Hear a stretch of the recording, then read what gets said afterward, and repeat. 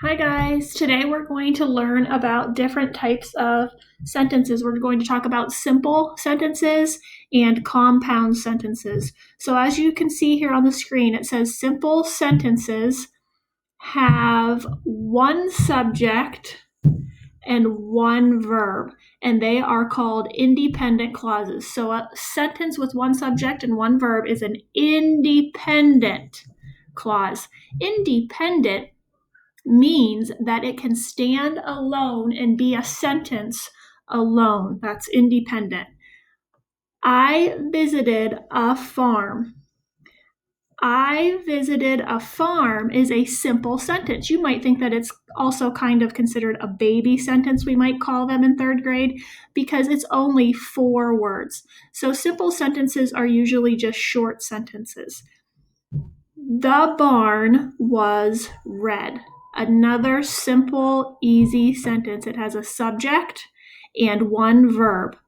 I saw a cow.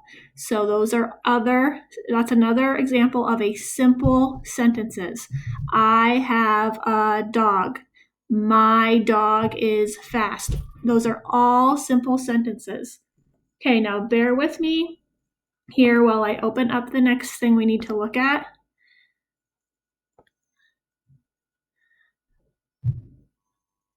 And next we're going to talk about compound sentences. Compound sentences have 2 or more independent clauses joined by a conjunction. We've talked about conjunctions a little bit before. So let's look at this first example. I take care of the cow and I plant the flowers. I take care of the cow is an independent clause. That can be a sentence all on its own. I take care of the cow. I plant flowers is also an independent clause. It can be a sentence all on its own. However, we can combine the two by using this word and the word and is the conjunction in this sentence. Let's look at the next example. We milk the cow so we can make butter. Independent clause, we milk the cow. That can be a sentence all by itself. We can make butter. That's an independent clause. It can be a sentence all on its own. But because we wanted to combine them to make a compound sentence, we use the conjunction so. So is the conjunction in this sentence. It combines those 2 independent clauses. Next, we will plant corn. Independent clause. That can be a sentence all on its own. We will plant tomatoes. Independent clause. That can be a sentence all on its own. But because we want to combine them, we use the conjunction or.